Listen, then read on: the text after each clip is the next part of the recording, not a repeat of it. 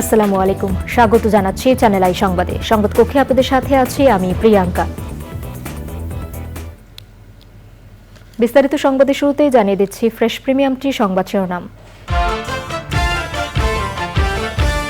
পবিত্র হজ আজ, লাখো হাজির লাব্বাইক আল্লাহুম্মা লাব্বাইক ধ্বনিতে মুখর আরাফাত ময়দান।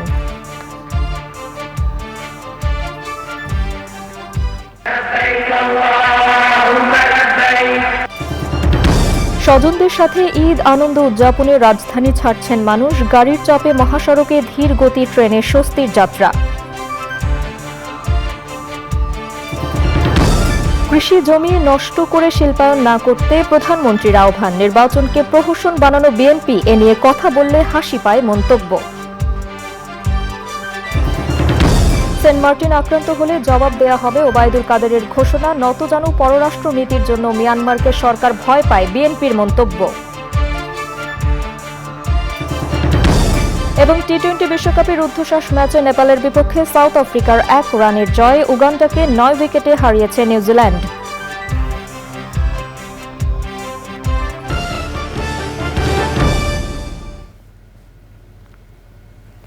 সংবাদ শিরোনামগুলো জানাচ্ছিলাম। এখনকার সংবাদ আয়োজন একই সঙ্গে চ্যানেল আই এর ইউটিউব চ্যানেলে এবং চ্যানেল আই এর ওটিটি প্ল্যাটফর্ম আই স্ক্রিনে লাইভ স্ট্রিম হচ্ছে। যাচ্ছে বিস্তারিত সংবাদে। পবিত্র হজ আজ, বিশ্বের 15 লাখ মুসল্লি এবার হজ পালন করছেন। এরই মধ্যে শুরু হয়েছে হজের মূল আনুষ্ঠানিকতা। স্থানীয় সময় দুপুরে হাজিদের উদ্দেশ্যে চলবে দিক নির্দেশনামূলক খুতবা পাঠ। বিকেলে বিশ্ব শান্তি ও মুসলিম উম্মার কল্যাণ কামনা করে মোনাজাত হবে। চকর মালিথার রিপোর্ট। আরাফাতের পবিত্র ময়দানে হাজিরা মহান আল্লাহ রব্বুল আলামিনের দরবারে নিজের উপস্থিতি এভাবেই জানান দিচ্ছেন পৃথিবীর বিভিন্ন দেশ থেকে আসা লাখো মুসল্লি। আরাফাতের পবিত্র ভূমিতে সূর্যোদয় থেকে সূর্যাস্ত পর্যন্ত অবস্থান করাই হজের মূল আনুষ্ঠানিকতা। এবার বাংলাদেশ থেকে হজ পালন করছেন 85,000-এর বেশি হাজি। আরবি আরাফাত শব্দের অর্থ পরিচিতি। পবিত্র এই ময়দানেই প্রথম মানব আদম আলাইহি ওয়াসাল্লাম এবং হাওয়া আলাইহি ওয়া আসসালামের প্রথম সাক্ষাৎ হয়।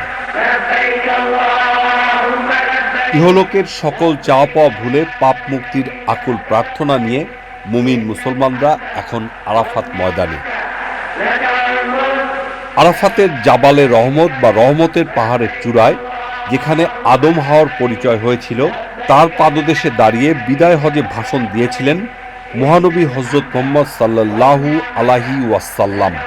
সেই বিশ্বাস নিয়েই প্রতি বছর আরাফাতে হাজির হন লাখো মুসল্লি। আজও আরাফাতে প্রচণ্ড গরম, তাপমাত্রা 45 ডিগ্রি সেলসিয়াসের বেশি। গরমে হাজিরা অসুস্থ হয়ে গেলেও তাদের চিকিৎসায় পর্যাপ্ত সুযোগ সুবিধা রাখা হয়েছে। পরিবেশ ঠান্ডা রাখতে পানি ছিটানো হচ্ছে, আছে হাজারো নিম গাছ। হজের আনুষ্ঠানিকতার মূল অনুষঙ্গ পবিত্র আরাফাত ময়দানের মসজিদে নামিরার মিম্বারে দাঁড়িয়ে খুতবা দিবেন পবিত্র মসজিদুল হারামের ইমাম ও খতিব শায়েখ ডক্টর মাহের আল মুকাইকিলি। হজের আরবি খুতবা বাংলা সহ 20 ভাষায় শোনা যাবে। মূল বয়ানের আগে দল বেঁধে নিজেদের মধ্যে চলছে খণ্ড খণ্ড বয়ান। দিক নির্দেশনামূলক খুতবা শেষে মুসলিম উম্মার শান্তি ও সমৃদ্ধি কামনা করে মুনাজাত করা হবে। এরপর জোহর ও আসরের মাঝামাঝি সময়ে আরাফাত ময়দানেই একসঙ্গে সকল হাজি আদায় করবেন নামাজ। সূর্যাস্তের আগ পর্যন্ত পবিত্র এই ময়দানেই চলবে ইবাদত বন্দেগী। হজের নিয়ম অনুযায়ী সূর্যাস্তের সঙ্গে সঙ্গে হাজিরা রওনা হবেন পরবর্তী গন্তব্য মুজদালিফার দিকে। আরাফাত ময়দান, মুজদালিফা ও এর আশেপাশের এলাকায় নেওয়া হয়েছে কড়া নিরাপত্তা ব্যবস্থা। চকর মালিথা, চ্যানেল আই। সকাল থেকেই রেল স্টেশনে ঈদে বাড়ি ফেরা মানুষের চাপ বেড়েছে। ঈদ যাত্রার খবর জানাতে এই মুহূর্তে কমলাপুর স্টেশনে আছেন মাসরুর শাকিল, যাচ্ছি তার কাছে। শাকিল, কমলাপুর স্টেশনে যাত্রীদের ভিড় কেমন দেখছেন? ট্রেনগুলো সময় মতো স্টেশন ছাড়ছে?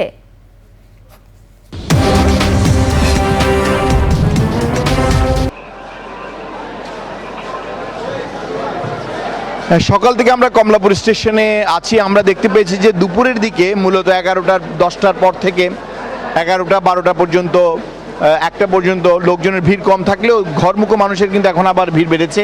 আপনারা দেখতেই পাচ্ছেন আমার পেছনে প্রচুর মানুষ, যারা মূলত দ্বিতীয় পর্বে দিনের দ্বিতীয় পর্বে যে ট্রেনগুলো রয়েছে, আন্তনগর ট্রেনগুলো রয়েছে, প্রায় 23 জুড়ে ট্রেন রয়েছে, সেই ট্রেনগুলোতে বাড়ি যাওয়ার জন্য তারা স্টেশনে আসছেন। মূলত একদিন পরেই যেহেতু ঈদ, মূলত আজকেই সবচেয়ে বেশি ভিড় হওয়ার সম্ভাবনা রয়েছে এই বিকেলবেলায়, এবং সেটির জন্য ব্যবস্থাপনাও এই কমলাপুর স্টেশন কর্তৃপক্ষ, রেল কর্তৃপক্ষ নিয়েছেন। আপনি দেখতে পাচ্ছেন অনেক মানুষই তারা যাতে সঠিক সময়ে স্টেশনে টিকিটটি তারা যাতে ট্রেনটি ধরতে পারেন সেই জন্য তারা স্টেশনে এসছেন, এবং লোকজনের চাপও অনেক বেশি বেড়েছে। আমরা দেখতে পাচ্ছি। আপনি কোথায় যাবেন? চাটমোহর যাব পাবনা। পাবনা কোন ট্রেন?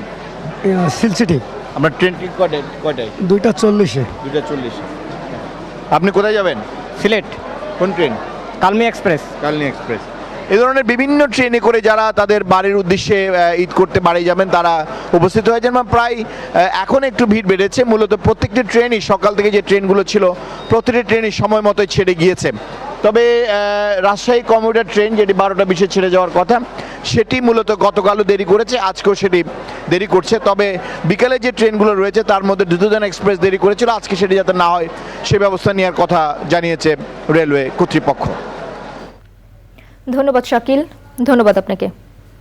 মানুষের চাহিদার দিকে লক্ষ্য রেখে ফসল উৎপাদন বাড়ানোর তাগিদ দিয়ে প্রধানমন্ত্রী শেখ হাসিনা বলেছেন, কৃষি জমি নষ্ট করে কোনোভাবেই শিল্পায়ন করা যাবে না। কৃষক লীগ আয়োজিত 3 মাসের বৃক্ষরোপণ কর্মসূচি ও পুরস্কার বিতরণী অনুষ্ঠানে প্রধানমন্ত্রী বলেন, নির্বাচনকে প্রহসন বানিয়েছিল বিএনপি, সেই বিএনপি নির্বাচন নিয়ে কথা বললে হাসি পায়। নীলাদ্রি শেখরের রিপোর্ট। রেওয়াজ অনুযায়ী আষাঢ়ের প্রথম দিনে বৃক্ষরোপণ কর্মসূচি পালন করে আসছে আওয়ামী লীগের অন্যতম সহযোগী সংগঠন কৃষক লীগ। এরই ধারাবাহিকতায় এবারও মৌসুমের প্রথম দিন 3 মাসের বৃক্ষরোপণ কর্মসূচি ও পুরস্কার বিতরণী অনুষ্ঠানের আয়োজন করে সংগঠনটি, যা উদ্বোধন করেন প্রধানমন্ত্রী শেখ হাসিনা। বৃক্ষরোপণে দেশের সেরা 25 জন সংগঠকের হাতে পুরস্কার তুলে দেন প্রধানমন্ত্রী। প্রধান অতিথির বক্তৃতায় তিনি বলেন, সরকারের নেওয়া উদ্যোগের কারণে কৃষি গবেষণার সুফল পাচ্ছে দেশের মানুষ। তবে অবকাঠামো উন্নয়নের কারণে ফসলি জমি যেন নষ্ট না হয় সেদিকে দৃষ্টি দেওয়ার তাগিদ দেন তিনি। এদেশের গণতান্ত্রিক ধারাটাও নষ্ট করেছিল। আজকে ভোটের অধিকারের কথা বলে, আমার খুব হাসি পায় যখন দেখি বিএনপি ভোটের কথা উচ্চারণ করে, নির্বাচনের কথা বলে। তো জিয়াউর রহমান অবৈধভাবে ক্ষমতা দখল করে এদেশের ভোটের সমস্ত অধিকারগুলি কেড়ে নিয়েছে। তার সেই হ্যানা ভোট দিয়ে যাত্রা শুরু, অবৈধ ক্ষমতাকে বৈধ করার জন্য। এরপর আবার একাধারে সেনাপ্রধান, তারপরে আবার নিজেকে রাষ্ট্রপতি ঘোষণা দিয়ে ক্ষমতায় এসে সেই রাষ্ট্রপতি নির্বাচনী প্রহসন। যারা নির্বাচনের নামে প্রহসন করেছিল সেই বিএনপির মুখে নির্বাচন নিয়ে কথা শোভা পায় না বলে উল্লেখ করেন প্রধানমন্ত্রী। কারণ এটা আমাদের ভুলে গেলে চলবে না। আমাদের অর্থনীতি মূল নির্ভরশীল হচ্ছে কৃষির উপর। কাজে এই কৃষি অর্থনীতিটাকেই আমরা আরও উন্নত করে আমরা শিল্পায়নে যাব, কিন্তু কৃষি বাদ দিয়ে না, কৃষিকেও আমরা উন্নত করব এবং কৃষিভিত্তিক শিল্পটাই আমাদের বেশি গড়ে উঠবে। আমাদের কাঁচামাল তো এখান থেকে আসবে। সেটা লক্ষ্য রেখে আমরা সারা বাংলাদেশে 100টা অর্থনৈতিক অঞ্চল করছি। এই অঞ্চল করার উদ্দেশ্যটা আমার হলো, আমরা দেখি যেখানে সেখানে একটা ব্যবসায় নিয়ে একটা জমি কেনে আর একটা ইন্ডাস্ট্রি করে, আমার কৃষি জমি নষ্ট করে দেয়। আমাদের কাছে হচ্ছে আমাদের 3 ফসলি জমি কোনো মতেই সেটা নষ্ট করা যাবে না। তার কারণ আমাদের লোক সংখ্যা বাড়ছে, নগরায়ন হচ্ছে, উন্নয়ন হচ্ছে, কিন্তু তাতে আবার ফসলি জমি যেন নষ্ট না হয়। কিন্তু যে জমি আছে সেখানেই কিন্তু আমাদের জন্য ফসলটা উৎপাদন হয়, যাতে আমরা সবসময় খাদ্য উৎপাদন করে নিজেরা স্বয়ংসম্পূর্ণ থাকতে পারি। দেশবাসীকে ঈদের শুভেচ্ছা জানিয়ে নিয়ম মেনে পশু কুরবানি ও পরিষ্কার পরিচ্ছন্নতা বজায় রাখার আহ্বান জানান প্রধানমন্ত্রী শেখ হাসিনা। এখন অবশ্য ছাদ বাগানের দিকে সবাই ঝুঁকছে, ছাদ বাগানটাও হচ্ছে, সেটাও করতে পারেন সবাই। Niladri Shekhar, channel I, Dhaka. আওয়ামী লীগ সাধারণ সম্পাদক ওবায়দুল কাদের বলেছেন, সেন্ট মার্টিন আক্রান্ত হলে বাংলাদেশ এর জবাব দেবে, তবে যতক্ষণ আলোচনার সুযোগ আছে ততক্ষণ মিয়ানমারের সাথে আলোচনা চলবে। সংবাদ সম্মেলনে তিনি আরও বলেন, পশুর হাট ও পশুবাহী ট্রাক থাকায় কিছুটা অস্বস্তি হলেও সড়কপথে এবার সার্বিকভাবে দুর্ভোগ হয়নি।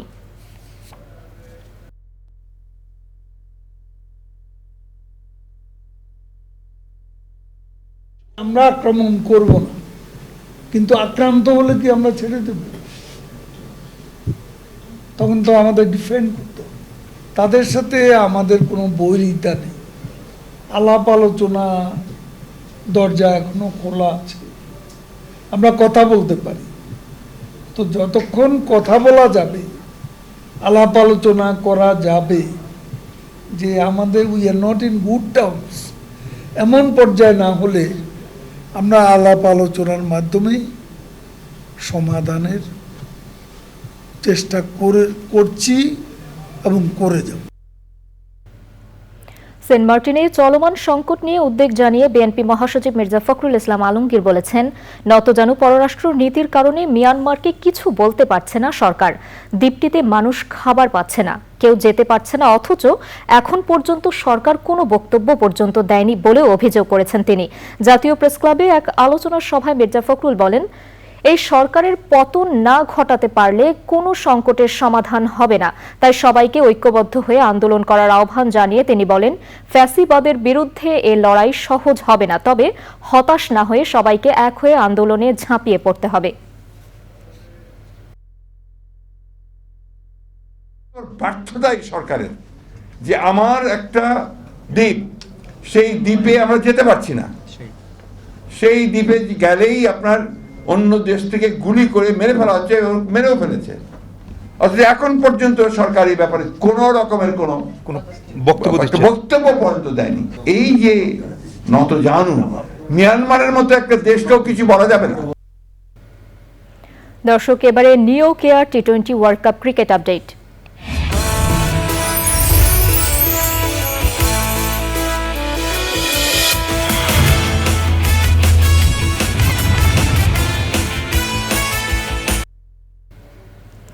টি-20 বিশ্বকাপে রুদ্ধশ্বাস ম্যাচে নেপালকে 1 রানে হারিয়েছে সাউথ আফ্রিকা। জয়ের জন্য শেষ ওভারে নেপালের দরকার ছিল 8 রান।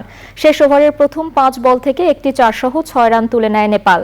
জয়ের জন্য শেষ বলে দরকার ছিল 2 রান। গুলশান ঝা শেষ বলে ব্যাট লাগাতে পারেনি, আর তাতেই সুপার 8-এর স্বপ্ন শেষ হয়ে যায় নেপালের। এর আগে প্রথমে ব্যাট করতে নেমে 115 রান করে সাউথ আফ্রিকা। অন্য ম্যাচে উগান্ডাকে 9 উইকেটে হারিয়েছে নিউজিল্যান্ড। প্রথমে ব্যাট করতে নেমে বোল্ড সাউদিদের বোলিং তোপে 40 রানে অল আউট হয় নবাগত উগান্ডা। জবাবে ব্যাটিংয়ে নেমে 5 ওভারে 2 বল সহজ পায় নিউজিল্যান্ড।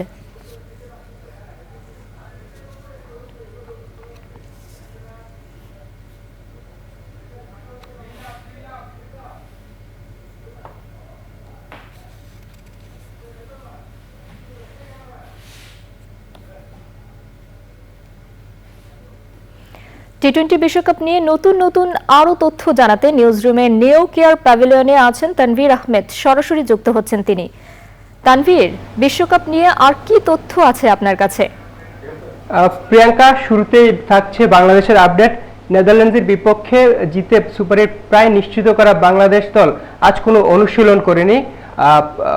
নেদারল্যান্ডসের বিপক্ষে যে বাংলাদেশ জিতে প্রায় ফুরফুরে মেজাজে থাকা ক্রিকেটাররা ম্যাচের আগের দিন অর্থাৎ আগামীকাল অনুশীলন করবে এবং পুরোটা টিম এই কথাই আমরা জানতে পেরেছি। আর তাছাড়া আজ রাতে 2টি ম্যাচ রয়েছে। এই ম্যাচের কথা যদি বলি, সুপার 8 নিশ্চিত করা ভারত কানাডার বিপক্ষে তাদের গ্রুপ পর্বের শেষ ম্যাচে মাঠে নামবে। এছাড়াও আচা মরার লড়াইয়ে ডিফেন্ডিং চ্যাম্পিয়ন ইংল্যান্ডও নামিবিয়ার বিপক্ষে মাঠে নামবে। বিশ্বকাপের সুপার 8-এর রেসে টিকে থাকতে এই ম্যাচ জয়ের বিকল্প নেই ইংলিশদের সামনে। এছাড়া আপনাকে আরেকটি তথ্য জানিয়ে রাখি, হাতের ইনজুরির কারণে আফগানিস্তানের প্লেয়ার মুজিবুর রহমান কিন্তু পুরো বিশ্বকাপ থেকে ছিটকে গেছে। এই ছিল আমার কাছে সর্বশেষ। প্রিয়াঙ্কা, ধন্যবাদ তানভীর। দর্শক, এবারে বিরতি, এবং বিরতির পর যা থাকছে, জয় দিয়ে কোপা আমেরিকার প্রস্তুতি সারল বিশ্ব চ্যাম্পিয়ন আর্জেন্টিনা। লিওনেল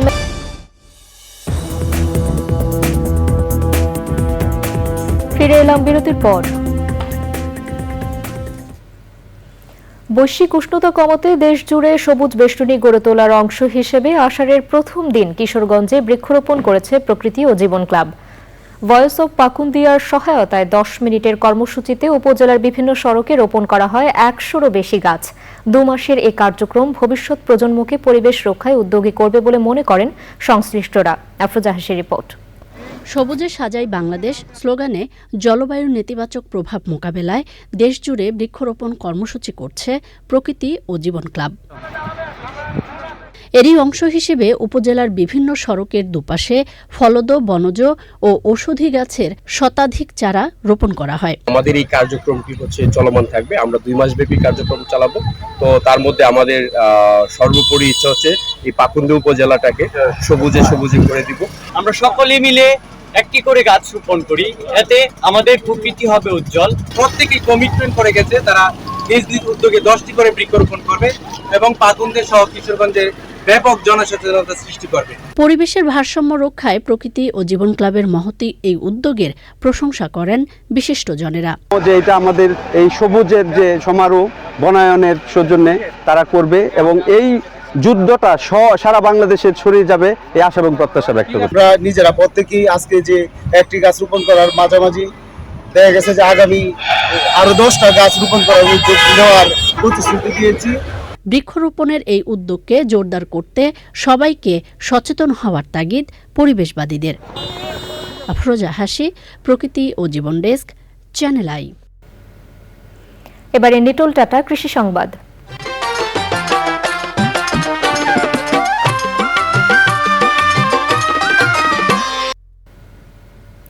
গাইবান্ধা ও নরসিংদীতে কোরবানির পশুর হাটগুলোতে চলছে জমজমাট কেনাকাটা। ক্রেতা বিক্রেতার পদচারণায় মুখর প্রায় সব হাট। পশুর স্বাস্থ্য পরীক্ষার পাশাপাশি হাটগুলোতে পর্যাপ্ত নিরাপত্তা ব্যবস্থা নিয়েছে পুলিশ ও জেলা প্রশাসন। ক্রেতারা বলছেন এবার কোরবানির পশুর দাম বেশ চড়া।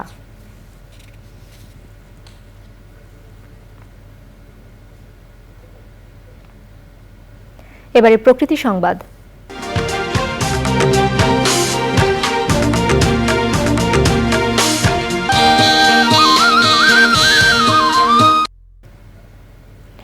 বগুড়ার শেরপুরে করতোয়া নদীর তীব্র ভাঙনে দীর্ঘ হচ্ছে সব হারাদের তালিকা।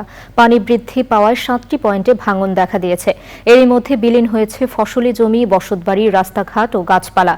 শেষ সম্বল রক্ষায় বাঁধ নির্মাণে সরকারের সহযোগিতা চেয়েছেন ভাঙন কবলিতরা।